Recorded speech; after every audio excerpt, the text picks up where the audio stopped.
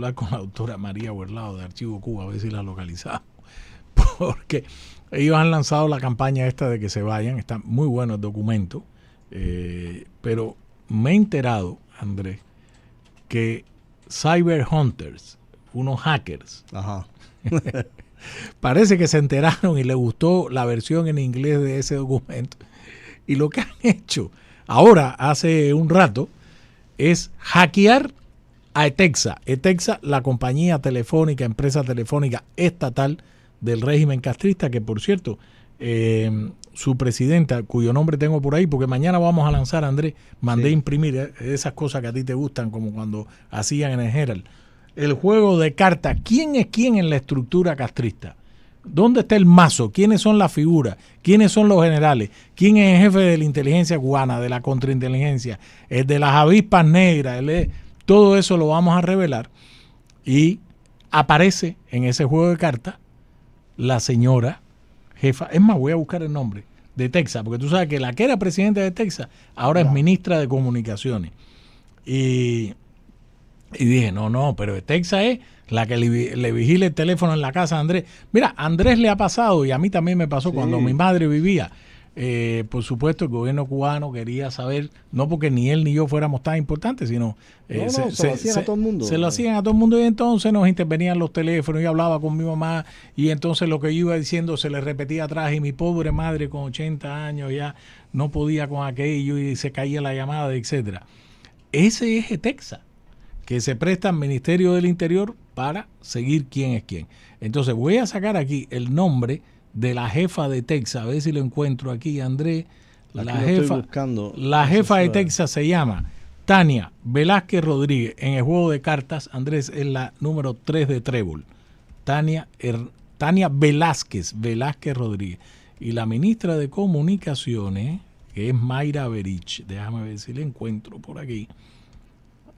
Mayra Averich, por aquí lo tengo, que es un personaje no menor. Aquí está, es el número 7 de Trébol.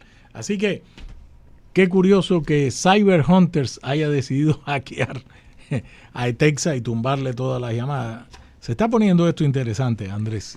Déjame decirte, con esto de los teléfonos, incluso a veces lo hacían hasta un poco chambón. Uno llamaba a Cuba y la persona que recibía tu llamada en Cuba, en vez de ver el número de tu teléfono, veía el número de un teléfono en La Habana. Exactamente. Sí. No, y a mí me pasaba, por ejemplo, mi teléfono normal tiene muchos 9, y a mí me aparecía en mi pantalla, en lugar del teléfono al que yo estaba llamando, que es de mi casa, mi viejo teléfono en La Habana Vieja. ¿Te acuerdas aquellos teléfonos Kellogg negros grandes? Ese era el teléfono de mi casa, con un cordón ya todo desvencijado. Hace muchos años yo me fui de Cuba. Me aparecía mi propio teléfono. Y entonces me llamaba un tipo de Honduras, etcétera.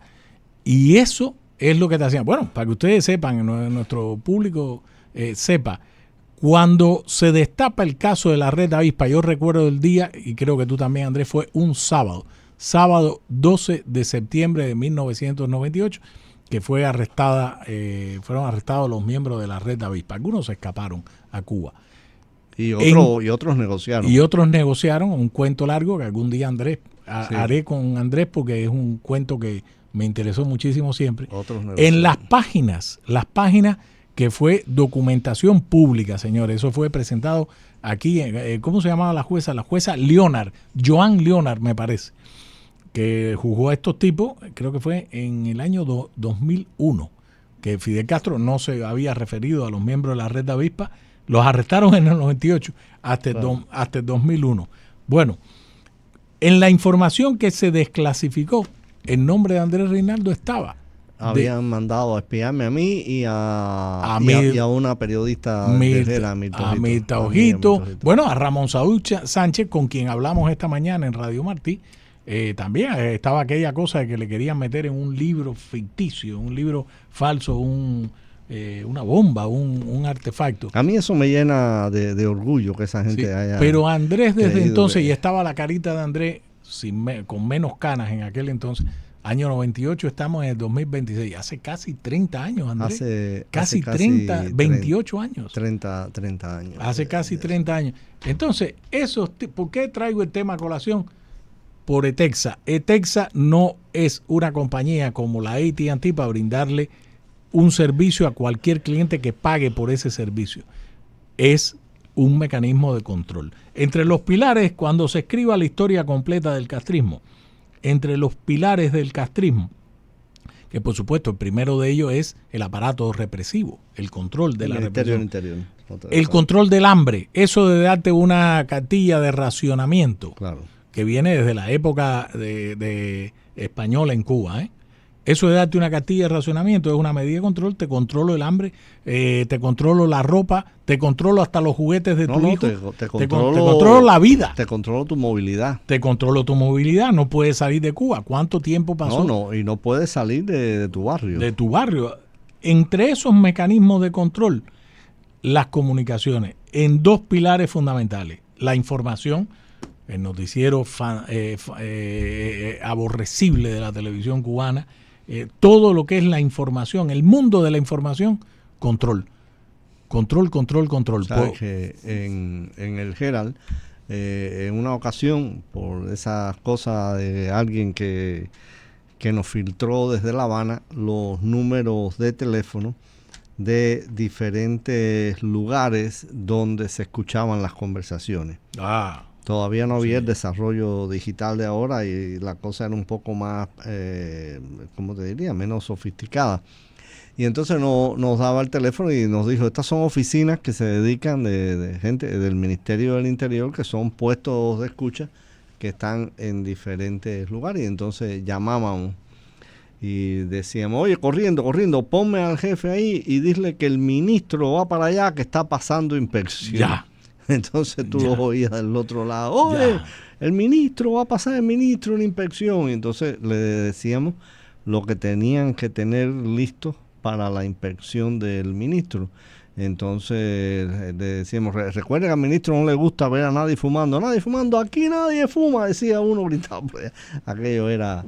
y la cantidad de bromas. Bueno, la broma que los fonomemecos le hicieron a Fidel Castro también. Eso fue una gran broma. Eso fue extraordinario. Y la otra que le hizo Enrique Santos y Joe, ¿no te acuerdas? También le hicieron una broma. Yo creo que no fueron los fonomemecos Fidel, yo creo que fue Enrique Santos. Enrique Santos, tienes razón, Enrique Santos. Sí. Y Joe Ferrero, ya me acuerdo. Y Joe Ferrero, que Fidel en un momento, ellos estaban fingiendo la voz de Chávez y diciendo estupideces, como dice Chávez, y Fidel en un momento se escuchó por atrás que se rió con sorna, como quien dice, de clase de tolete, el Chávez. Sí, efectivamente, se enfadó mucho Fidel. Fueron Enrique Santos y Joe Ferrero. Lo que hicieron los fonomemecos fue una edición de unas voces, hicieron canciones, aquella época brillante en la radio aquí en Miami. Pero sí, el tema de la comunicación, como estaba diciendo Andrés, tiene el ángulo de la información, el control de lo que tú consumes, de cómo tú te informas, etcétera, es la información.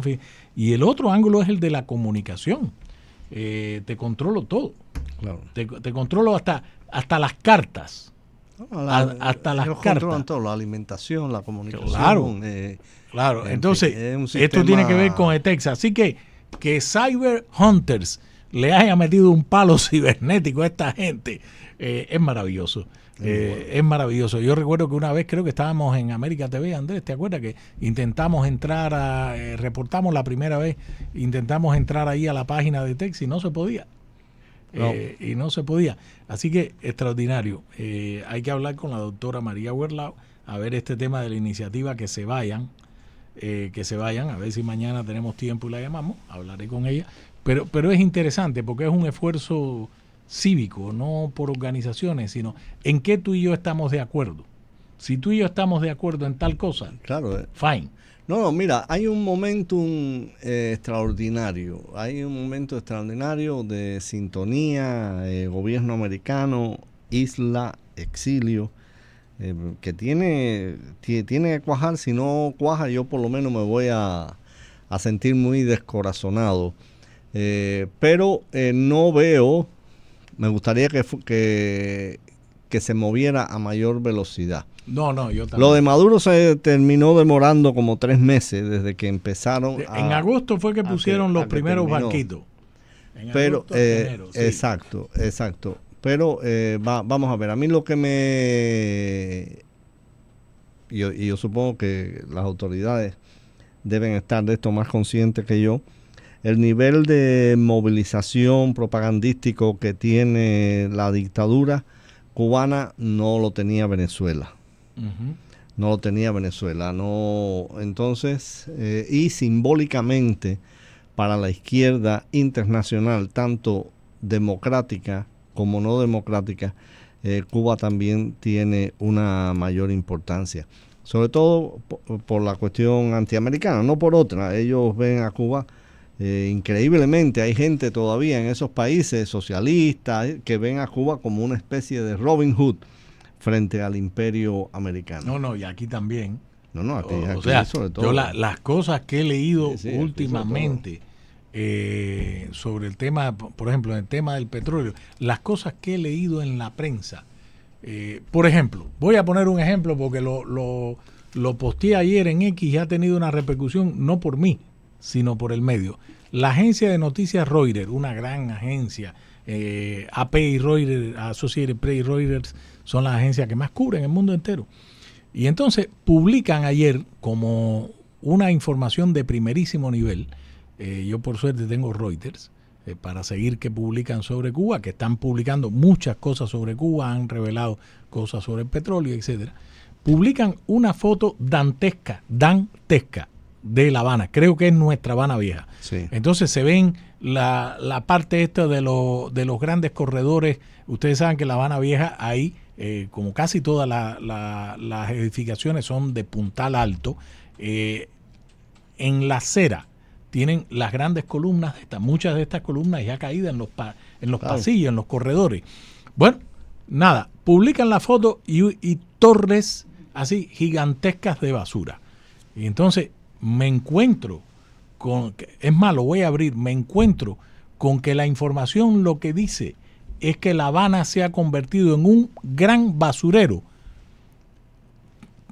Como consecuencia, dice así, literalmente, del impacto del recorte o el embargo o el bloqueo petrolero que Trump le ha impuesto a Cuba. Claro. Entonces, yo digo, coño, me caso en 10. Hace un tiempo que vino Joanny Sánchez aquí a Miami, me encontré, la directora de 14 y medio, extraordinario trabajo que están haciendo, y ella me contaba que en el edificio en el que vive con Reinaldo Escobar, con nuestro buen amigo Reinaldo Escobar, ellos viven en un piso alto, ya alrededor ese edificio está rodeado, prácticamente sitiado por la basura. Y esto fue hace un par de años más o menos. Y entonces me pongo a buscar información, Andrés, desde cuándo La Habana es un basurero gigantesco. Y encuentro datos, por ejemplo, el 57% en aquel entonces, hace 2 años, 2023, 2024, el 57% de los camiones de recolección de basura en La Habana estaban paralizados. A pesar de que en el 2023 habían recibido el régimen castrista una donación de Japón de camiones de estos recolectores de basura, $10 millones, etcétera. ¿Dónde se metió esa astilla? ¿Dónde fue para ese dinero? No lo sabemos. Entonces, le respondo a Reuters. Le digo, a ver, ¿dónde estaban los periodistas de Reuters que están basados en La Habana con el tema de la basura? Hace años, por lo menos que yo recuerde, no sé tú, Andrés, por lo menos hace 5 o 6 años, La Habana es un basurero gigantesco. Siempre, las calles, La Habana Vieja nuestra es un basurero gigantesco. Siempre desde que llegó el desastre tuvo problemas de basura. Desde que siempre tuvo problemas de basura, lo que se han agravado. Mira, una cosa que estaba viendo aquí, de 14 y medio, justamente porque mencionaste a Joanny Sánchez, que esas empresas que están importando petróleo lo están haciendo a través de una empresa estatal cubana. O sea que no ni siquiera así tiene el menor viso de independencia. Lo están haciendo, te voy a decir, la empresa Sonicarpa. Una cosa increíble. El ministro de Comercio Exterior dijo al anunciar el plan de ahorro, pues menciona aquí a Oscar Pérez Oliva Fraga, el Castro, el niño Castro, el sobrino de Raúl, Y efectivamente son los depósitos incluso son arrendados a Cuba Petróleo, Cupet, en fin, es una maniobra de enmascarar y además no muy profunda de enmascarar la importación de petróleo por parte de la dictadura y en efecto le está llegando combustible. Le está llegando algún combustible. Sí. Afirmaron fuentes anónimas. Afirmaron desde Miami que ya se están enviando cargamentos de diésel en isotanques desde varios países. Cada unidad puede transportar alrededor de 24,000 litros y la entrega se realiza en el puerto de Mariel directamente a los clientes. ¿Quiénes son los clientes? El Estado cubano. Sí, ellos mismos, las MIPYMES. Es que probablemente a ellos ya no les importa tanto el Estado como sus propios negocios. Sus propios restaurantes, sus propias cadenas de víveres, en fin. Sí, tiene, sin duda. Sí, lo de Reuters, Andrés, con esto de la basura. Y entonces, ahora lo estaba revisando. Ese es el primer párrafo. Es decir, que el primer párrafo básicamente lo que dice es que están solamente concentrados en La Habana. Que La Habana se haya convertido en un gran basurero debido al impacto que ha tenido corte de combustible. Eso. El segundo párrafo es peor que el primero. Cita a Cuba Debate y dice que solo 44 camiones recolectores de los 106 que habían disponibles también se han paralizado por el tema del combustible. Que sería bueno saber cuántos camiones de basura se encargaban de la recogida de basura en La Habana de 1958. Ese sería un dato extraordinario. Bueno, espérame. Tú contaste aquí el otro día que siendo tu niño o adolescente, el camión de la basura, yo recuerdo el camión de la basura pasar por mi calle, por Villegas, iba con la campana, puntual toda la noche. Plan, y además de eso había gente barriendo la calle, que era era como un carrito que tenían preparado, que tenía un tanque arriba y el tipo venía con un escobillón y un recogedor barriendo. Así es. Y eso que... Ya yo te diría que en los años 70, Andrés, siendo yo un adolescente, ya se acumulaba la basura. Ya eso era tremendo. En la esquina de casi para allá, para Aguacate. ¿Te acuerdas de Aguacate? ¿Cómo no? Allá y en Sol también. Que yo recuerdo que en la esquina esa de Villegas, entre Sol y la siguiente era Aguacate, estaba la bodega en la esquina. Enfrente había una placita. ¿Te acuerdas de las placitas? ¿Cómo no? En la otra esquina más abajo, ¿te acuerdas cómo era? La camisera MacGregor, la antigua MacGregor que hacía las camisas. Y en este lado estaba la carnicería. En esas 4 esquinas, al final, frente a MacGregor, se derrumbó ese edificio, como era natural. Y los escombros, la gente algunos primero empezaron a vivir ahí. Y después el escombro, yo jugaba pelota en esa esquina de ahí. Y nos metíamos, era el placer de la pobreza. Yo recuerdo que ya de joven, ya cuando estaba saliendo de la adolescencia, había amigos que habían hecho en esos edificios derruidos, habían hecho ahí unas especies de apartamentico. Así es. Y lo usaban para hacer fiestas, para irse ahí a tomar unos tragos o simplemente para independizarse y se quedaban ahí. Había un edificio detrás de mi casa en la calle Lamparilla, que era el antiguo colegio de abogados, que tenía unos salones judiciales con unas maderas y tenía una edificación formidable. Y un amigo mío se fue a vivir ahí con su novia. Y hacía ahí sus fiestas, había hecho su cocina, era un tipo muy handy, muy capaz de carpintear y todo eso. Pero te estoy hablando ya de los años 70 y pico, ya las ruinas eran patentes. Sí, el Hotel Telma, que estaba al lado de mi casa, que es un hotel que fue famoso de principios del siglo XX estoy hablando, y creo que el hotel se inauguró, si mal no recuerdo, en 1919, 1920, y tenía, ¿te acuerdas aquellos elevadores que tú le cerrabas una rejilla y le dabas vuelta? Y nosotros nos divertíamos. Tenía 5 o 6 pisos más con una manilla circular, parecía un barco. Con una manilla. Entre el Hotel Telma y mi casa había en el medio lo que en algún momento de mi vida fue el bar de Manolo.